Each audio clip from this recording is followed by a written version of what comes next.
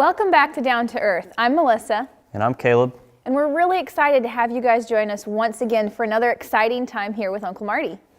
So Uncle Marty, got a question for you today. We've talked about tribal people before, and I was wondering if there's groups of people or individuals that are still maybe completely isolated from the rest of the world. There is, but before I share a bit about that, I'd like to share about a funny story about myself, what really got me interested about 2 or 3 years ago. One Friday evening on YouTube there on the computer, I always like to watch like nature videos, learn more about nature. It's kind of my little custom, and I came across there was a video going viral about a possible woolly mammoth in the far north of Siberia. And so it's probably just a hoax, but then I said, hey, this looks interesting. It's probably just a great big massive bear with a fish coming out its mouth, but it looks like you could pull something from it. So after watching that, I said, I wonder if there's actually been any sightings of woolly mammoths. So in any recent time. So as I started to research there, it looked like in the very far north between the early 1600s and the early 1800s, there had been sightings in very, very remote places of both the north of Canada and the very northern part of Siberia. Who knows if this is true? They were probably big tales of trappers there was lots of still frozen remains of mammoth, many times even with their blood in them. And so it could have been just their tales explaining, putting more to it than there is, but who knows? And you said these tales were from when? From the 16 to early 1800s. Interesting. Of people sharing about this, and especially the natives. They even have, both in the far north of Canada, the far north of Siberia, they had a name for these big elephant-like creatures. Who knows what's true or not, but that they did have a name, and it could have been just a frozen one, so who knows. But anyway, I was thinking this is kind of interesting. I wonder if it really would be there. I'd love to go with my son, fly into one of these remote places, because like one of the places where they've talked about these, there was one sighting that was like in the early 1900s, and I said, wow, but it's a space that's the size of India with 35,000 people living in it, most of them indigenous people in the far north of Siberia. Wow. So it's a very large space, very few people, and I said, man, this would be a cool place, and I was kind of dreaming silly dreams there. You wanted an adventure. I wanted an adventure. That's what I was looking for. And then as I'm laying there Friday evening one night, there about midnight, looking at this stuff, I heard the still small voice, Marty, why are you wasting your time on thinking about this stuff? Well, it might be an interesting thing. Could it be that there's still isolated people in these vast regions? You have the big Amazon jungle. That I used to live on the border within the Amazon jungle, and I had heard stories of isolated people. Could it be that there's still isolated people? And to make a long story short, I started researching and finding that actually there was still isolated people living deep within remote areas of especially the Amazon jungle, a few places in Africa and Asia. And interestingly enough, there was people coming out of their isolation, and there was a lot uploaded onto YouTube about this. And in fact, there's a whole mom and pop industry coming up of doing tourism to go see the glimpses of isolated people in the jungle or take you into their villages. So people pay money to go and look at other people. Like you would a whale watching tour? Something like this. So it's a very expensive thing. Very wealthy Americans or Europeans who are the ones who take part in this, and I think it's not a nice thing to do. In fact, I have gone into the jungle, talked to some of these people, and says, this is not nice. We don't like it. We're asking the government to put roadblocks into the roads that come close to our area that people can't come in and spy on us. Yeah, I'm all for travel and experiencing other cultures, and I love to go to a place I've never been and get to know the people and learn customs and things. But to just go somewhere and pretty much just like, I don't know. It's almost like a peeping Tom, I feel, It feels like you're standing on a bird tree stand or something and just spying down at everybody. I wouldn't want people watching me. Or like a human zoo or something like this. Strange. So yeah. It's not a nice thing. That's sad. It is sad. But in the search for this, as I was praying about this, I actually got all excited. I called some of the church leaders that I used to work for, the Adventist Mission Department, says, you really need to form a department or have someone in charge of looking out for these isolated tribes or tribes that live in remote areas that we haven't really been working with. And then to my amazement, here not long ago, I actually found out that there had been an Adventist organization that had specialized in tracking down these isolated tribes. And they had found people from the far north, Africa. Their director had found a completely isolated tribe in the South Pacific. Wow. And then in the Amazon jungle. And then in the crisis of 2010, it all kind of collapsed. And I was saying, wow, we really need to do something. Lord, how can you lead us into this ministry? I feel that it needs to be retaken back up. We now know there's probably somewhere, at least from the best that I've been able to figure out, there's still somewhere between 500 and 700 isolated tribes from Papua New Guinea to the Amazon jungle that need to be reached still. That's almost a bit of a scary adventure to almost go on, because being an isolated tribe, at least for me when I think about it, my grandparents used to live in Papua New Guinea, and we used to go out there and visit them. And sometimes just traveling from one village to the other village was a little scary, because you weren't sure, if the next village or the next mountain over who didn't have a lot of contact or whatever with the next one, would they be cannibals, or would they be, what were they? You have no idea what you're going into when you look for these isolated tribes. It is. In fact, we had thought that by the late 70s or mid to late 70s, most of these tribes had been found or contacted. And it seems like God, for some reason, has kept still a group of these that need to be reached. And talking to some of those missionaries who had worked with these, they were telling me they've gone deep into the jungle and found just large amounts of these people. And as you were saying, you go from one group to the next, it's very dangerous. In fact, some of these groups that he worked with were still cannibalistic, had tribes that are still always at war with each other. And it's kind of a dangerous situation when you go in there. You really have to have the protection of God. So we talked in past episodes about looking for the footprint of God or where he's working.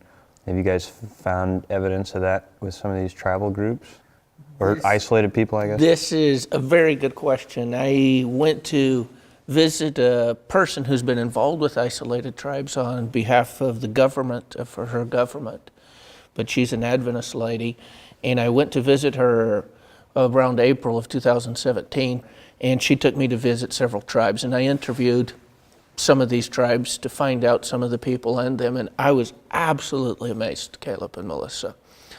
There was this tribe that had recently come out of the jungle, and as I was talking with one of their men, there had been missionaries in the area, interdenominational missionaries with, I think they must have been Wycliffe translators.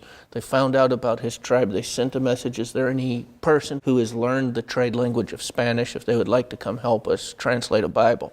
So this man leaves his place and he spends about 5 years as they develop a script, translate the Bible back into his language. He had just finished translating the Bible. But I asked him, tell me about your people. Tell me about your legends, your stories. And I actually not only met him, but I met some of what we would have from the outside called their witch doctors. But as I talked with these people, I was amazed at their knowledge of the one true God. So I started asking him, tell me, and we just sat on the ground like we are right now. I just sat down with him and he starts, and a whole little group of people around adding to the story, confirming. He said, we can talk about our tribe, he said, but our tribe has always worshiped the one true creator God. We haven't worshiped trees or the great serpent or the great snake or like other tribes in the region. We have always worshiped the one true creator God in heaven. And I says, really? He says, in fact, our doctors, he said, they're not witch doctors, because all the other tribes, many of them, their witch doctors deal with the spirits.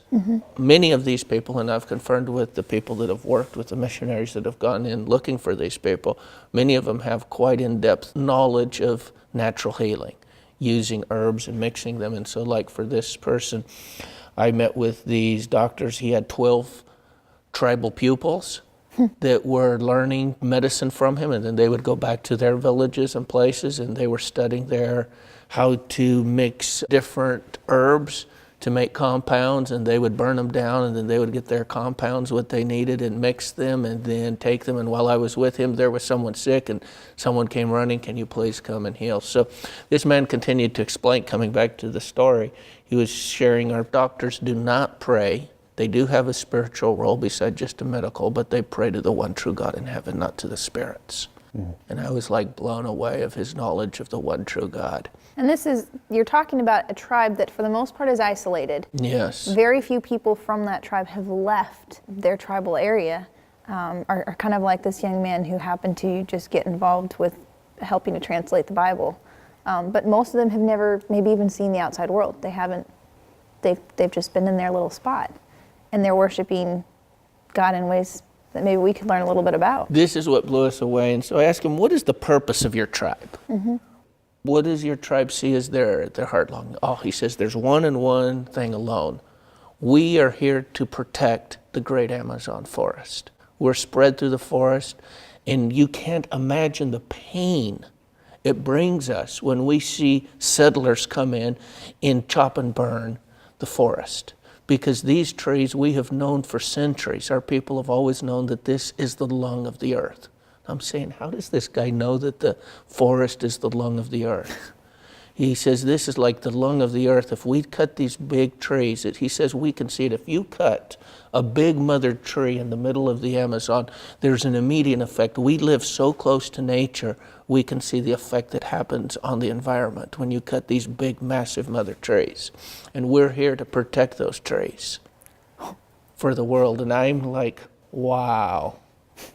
That's incredible, because I've heard nature is, some people call it God's second book, and so they probably, up until recently haven't had the Bible there, it sounds like, but they've studied really. He had just finished translating, had it even really been taken back to his people, because he had just finished translating it when I met him. But they've been studying really closely, intently, God's second book, nature, and been really in tune with that and the effects that changing something that God had created. That's incredible. Absolutely. It just blew me away. Their scientific knowledge of mixing herbs, because they would take them down to compounds, and the way they were doing it out in the middle of the jungle, of extracting compounds and adding them to make medicine, I was just like, man, where did they get this knowledge from? And their knowledge of the one true God. Now, I met another tribe that was at the opposite extreme. This tribe, until 1987, had lost fire. They basically lived. By losing fire, you mean they had no way to, fire, flames? Fire, flames. They were a nomadic tribe, and they had lost all use of fire. They didn't know how to restart fire. They had fought with everyone around them, and when they couldn't get fire going for generations, they had no access to fire. Sounds like a very cold life. Very cold, because you would think, Will, it's hot in the jungle. I'll tell you, I've lived in the jungle, and at night it gets cold. You want to get in your sleeping bag, you want to get under covers, it's cold. So when many of these people have some contact with civilization, immediately they want to get clothing. So many of these people, even though they live in isolation, clothing is traded way into the depths of the jungle, because it's not nice to be cold at night. But this tribe, they were a nomadic tribe, and I asked them about their beliefs. And I found it interesting. This other tribe lived quite nicely. This other tribe that had lost fire and lived at the other extreme of isolated people, I asked them, what is your beliefs? Oh, we worship the great snake, or the great serpent. And the great serpent, we are his sons. And I asked, do you live in peace from the great serpent? No, we live in extreme fear of him. So one tribe, they had fire, they had quite advanced medicine, but they were worshiping the one true God. These are two tribes that were two extremes of each other, and many others are somewhere in between. In the particular country that I was visiting in, this one, I believe because they worshiped the great serpent, felt that they even called themselves the sons of the great serpent. They had lost the use of fire, they had fought with everyone around them, and they were living in complete isolation of the other tribes around. Wow. Kind of a stark contrast and a real good visual picture of the kingdom of God and the kingdom of Satan then. Right among very isolated people in the middle of the Amazon jungle, that God had his people. In fact, it blew me away. He said, he was explaining most of the tribes are hunter-gatherers. Some have small farming operations. We were not hunters. And I says, what do you mean you weren't hunters? No, we lived basically a plant diet. And I said, what? He said, yeah, we were not hunters. Now, something very sad happened. He said, this town where we're talking today, this was a settler's town that had pushed into the place. This is the actual place where my people lived. We were a large town of my grandfather's of about 3,000 families. And we were pushed by force out deeper and deeper into the jungle. We found that we get sick. We have no resistance to smallpox, so we had to flee. They had weapons and rifles, and we had none, so we flew in. And so when we lived before we were pushed deeper and deeper into the jungle, we were basically vegetarians. We ate a plant diet. When we were forced in, then we were forced to become hunters. And he told me a very sad story. From the best I could make out in talking with the others when this happened, this was probably in the early 40s, and there was a very famous interdenominational missionary, and she went and tracked down their tribe. She talked to them about the great creator God. It made sense to them. They were starting to learn about Jesus, but then she said, before we go any further, there's two things we have to do. First, she told them, you can't eat any of these unclean animals. And the animals that are there in the jungle are mostly unclean. And so even though they knew they did not like to eat tapeworms that had become their staple because they had been pushed out, and they ate other like jungle pigs and stuff, and she says, you can't eat these foods. In the process, many of their children died because they had no other food to eat. And so they were saying how he was sharing to me, our people said, yeah, we're already God worshipers. We understand this is the best thing, but she imposed this very strongly on us. And many of our children died just due to starvation. Second thing, she tricked us. She called us one time to go bring all your instruments, and they had simple instruments for music. And then she made a big fire and had them burn all their indigenous instruments. All their musical instruments? All their musical instruments. And she said, these are from the devil. And they said, we did it. But you know what? Our hearts were dried. We don't want to be a part of this Jesus. If he asks us in extreme situation not to eat the only food available to us, and then she burned our instruments. And it's only now that we're coming back out of the jungle again, because we were so hurt by what had happened. Wow. I don't blame her. I might have done that. My parents might have done that. I mean, my parents were missionaries. I myself was a missionary. But by listening to him, it really shocked me. Sometimes we need to be wiser and take in the situation and gradually take. I worked in the Amazon jungle. A part of the work I was involved was teaching people to have nutritional gardens. So you can't tell them to stop eating your meat if you don't give them a substitute. Mm-hmm. And I think many times we have rid Satan into where Satan is not. And for her to have burned instruments, it just... And then after that happened, the elder said, never again. And from probably 1942 or 43 to the best I could figure out from when that missionary found them, they disappeared into very recent times. Haven't even wanted to have any evangelism, any missionaries. Wow. Did you ever find out how they ever came to know the one true God? They have always worshiped the one true God. Well, and my guess is this is an oral society, and so their story's going all the way back. They have no recollection, it sounds like, of anything other than worshiping the one true God. Yes. I think there's a big opportunity. God has been working. There's been a great controversy going on among these isolated tribes around the world. The ones I know a lot more about are the ones in South America, but I feel that the time is now to reach these people. Some very sad things have happened in numerous of these countries. For example, many of them have been pushed out of the forest against their will. Mm-hmm. The drug cartels have moved into the forest. They find their little villages and towns, and then they push them out to do their drug refinement. You know, they can see them from Google Earth and grab their place and push them out and use them. Then the army comes in, fights and pushes them further into the jungle or into the towns and villages. And then something very sad that happened by our own government. Our government thought that all these little villages or specks that they could see from Google Earth were actually drug cartel refineries. So what did they do? They came through and massively bombed through the Amazon jungle. So now these isolated tribes had to flee. So many of them now have come to the outskirts of town. And now they're on the edge of civilization, wondering what is next. They already have resentment towards being pushed in. Many of them were hurt or bombed or killed during either the drug cartels or the national armies coming in to push out, and then, sadly, American bombing. That's a very harsh way to find out about what the rest of the world is like. It's a very harsh way. So many of these people are coming out of the jungle due to things beyond their control. So is there anybody now that's kind of specialized in finding these isolated people groups or helping them? Or There is. Actually, one of the countries, the country that I visited, they're interested in developing relationship and have a bridge so that they can integrate into society as needed and as they so decide. So they hired actually an expert, a neuropsychologist who happened to be an Adventist, and she has now worked for years and years tracking isolated people, working with them.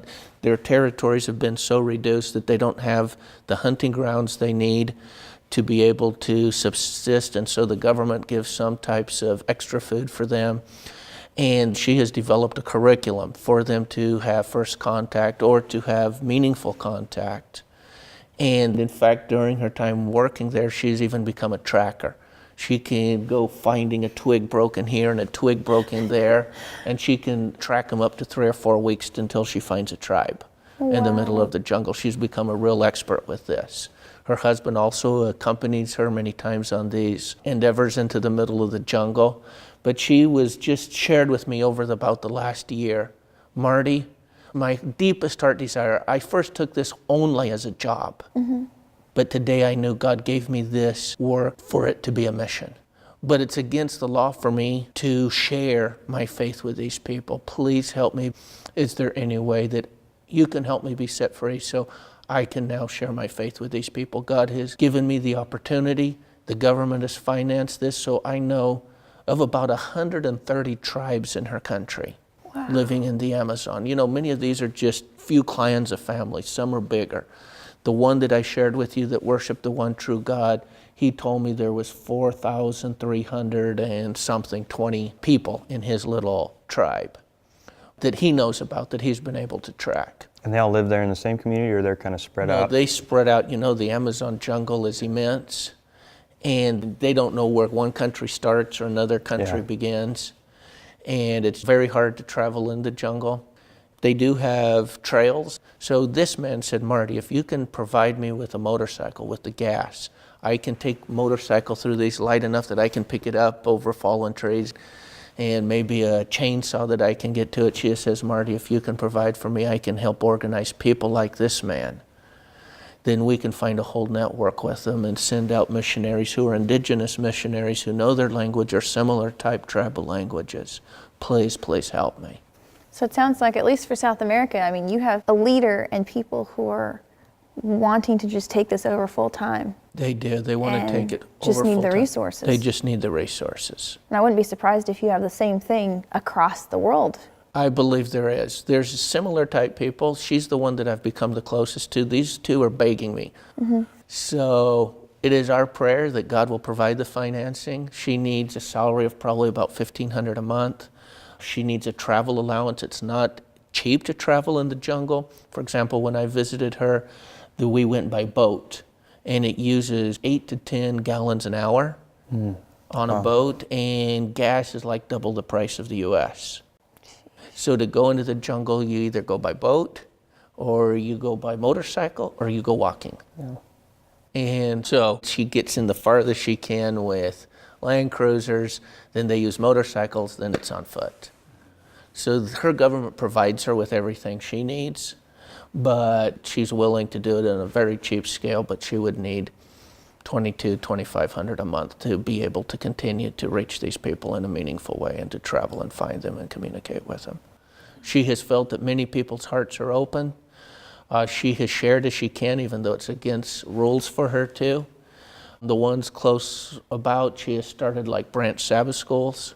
She's very, very dedicated to mission, and she's just saying, Marty, when can I make this become a reality? I guess we could pray for her to, be able to find some resources that she can do that full time. He needs also for him to get around. He said, if I just had one of those little motorcycles, he has one, but it's not the best. He's not their chief, but everyone respects him because he went out to the outside world and he has tried to negotiate with the government so that they can have their own reserves and protection, and so that the illegal loggers don't come into their area. So he's quite respected in their group. And he said, if I had the funds, because his family now have pushed out of the jungle, lived in the town, they need rent money and stuff to live in the town while he travels deep into the jungle. So if we could just pray for her, for him, and many other people like them that are spread across the world who are already willing. I know numerous Adventists who have a passion for this, who have worked in the past, who are experts in sharing their faith with isolated people. There's a whole team of people who, if funding was available, they would immediately start reaching these people. Mel, would you like to pray for that? Let's do it. God, you're such an amazing and great God who works in ways that we can't even fathom. Today we want to especially bring before you these two people whose stories we've heard today, who are wanting with all their hearts to follow your calling and share you with these isolated tribes, that you will make that happen. We know that you hold the keys to the treasury, as it were, and you can provide funds and open doors that none of the rest of us can. So I just ask that you continue to lead and guide these two people, and not just them, Lord, because we know that there's more people that we don't even know about across the world wanting to reach these isolated and unreached tribes. And I just ask that you will continue to open those doors. In your name, amen. Amen. Well, thank you guys for joining us today on Down to Earth, and looking forward to seeing you next week.